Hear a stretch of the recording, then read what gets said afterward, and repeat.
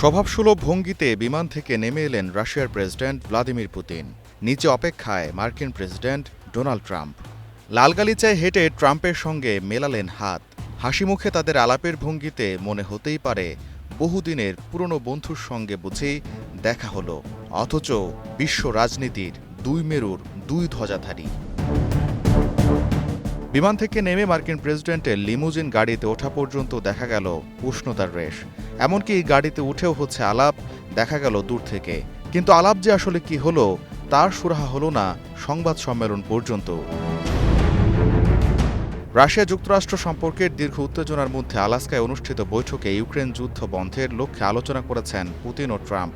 প্রায় 3 ঘণ্টা ব্যাপী আলোচনার শেষে দাবি করলেন আলোচনা বেশ ভালো হয়েছে, কিন্তু কতটা ভালো হয়েছে তার ধারণা পাওয়া যায় তাদের যৌথ সংবাদ সম্মেলনে। মার্কিন সামরিক ঘাঁটি এলমেন্ডর্ফ রিচার্ডসনে অনুষ্ঠিত এই বৈঠকের পর এক উল্লেখযোগ্য অগ্রগতির কথা জানান ডোনাল্ড ট্রাম্প। আমরা অনেক বিষয়েই একমত হয়েছি।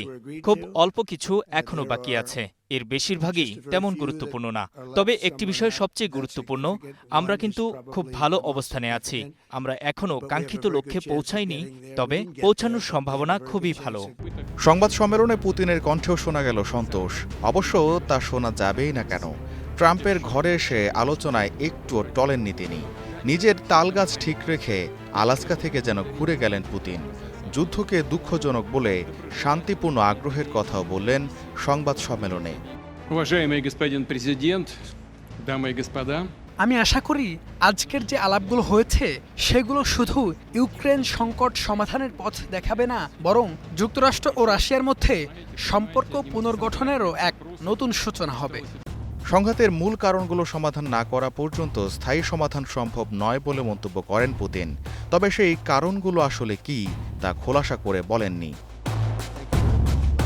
বৈঠকে দুই দেশের কূটনৈতিক সম্পর্ক নিয়েও আলোচনা হয়। পুতিন স্বীকার করেন দীর্ঘ সময় ধরে রাশিয়া ও যুক্তরাষ্ট্রের মধ্যে শীর্ষ পর্যায়ে কোনো গঠনমূলক সংলাপ হয়নি।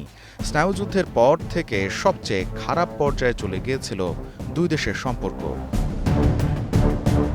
ট্রাম্প প্রেসিডেন্ট থাকলে এই যুদ্ধ শুরুই হতো না। ট্রাম্পের এমন মন্তব্যে সমর্থন জানিয়ে বলেন এই আলাপ আরও আগেই হওয়া উচিত ছিল।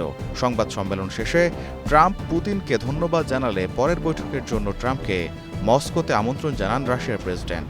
পুরো বক্তব্য রুশ ভাষায় করলেও এই অংশটি ইংরেজিতে বলেন ভ্লাদিমির পুতিন।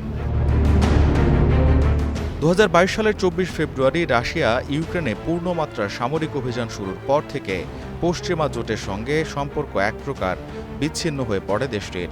মার্কিন নেতৃত্বে ইউক্রেনকে সামরিক সহযোগিতা এবং রাশিয়ার ওপর অর্থনৈতিক নিষেধাজ্ঞা আরোপের কারণে বৈরিতা আরও তীব্র হয়। সে অবস্থা থেকে শান্তি আনতে আলোচনা হলো বটে, কিন্তু পুরো বিশ্বের নজর ছিল যে বৈঠকে, সেখান থেকে শেষমেশ কী পাওয়া গেল তা নিয়ে চলছে এখন চুলচেরা বিশ্লেষণ। গোলাম কিবরিয়া, স্টার নিউজ।